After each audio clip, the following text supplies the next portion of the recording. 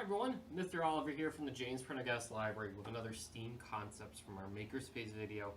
And we are talking about our Just Add Water Library Science Kit again. Now we talked about this, I want to say a couple months ago now. Miss Joanna, I think, introduced it a little bit more recently. And all of these projects involve water in one way or another.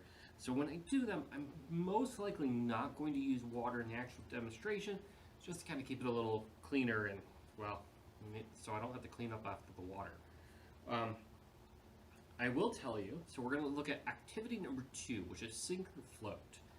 In the materials, it does not say that you need a pipette. However, for one of the later instructions to kind of continue on with the project, you will need the pipette. So I recommend having that out to begin with.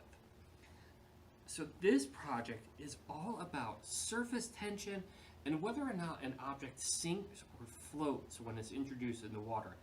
And if you do it differently, does it change? So what does that mean?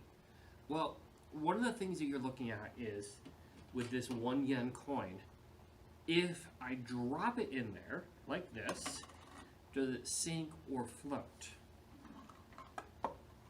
And what would happen if I changed how I put it in there?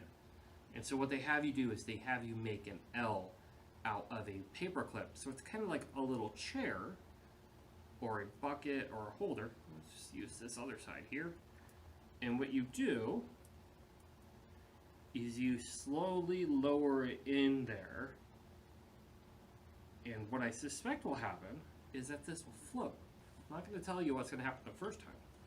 But if it does float, what they want you to do is then, with some other water, slowly put a drop of water onto the 1 yen coin and see how many drops it takes for it to sink into the water. So it's a pretty simple project overall. It can be a little finicky, especially as you saw with me trying to balance the coin on the paper clip. But one of the things that you can think about is, what other examples have you seen out in the world that are kind of examples of this? So maybe you've been to the beach or the pool and you've thrown a like a, what do they call it? Throw a beach ball, there we go, onto the water. Or maybe you've been to someplace that has a play area and it has a ball pit. And there's sometimes that you can go into the ball pit and the balls don't move, but then if you jump really hard into it, you'll sink to the bottom. Or things like that.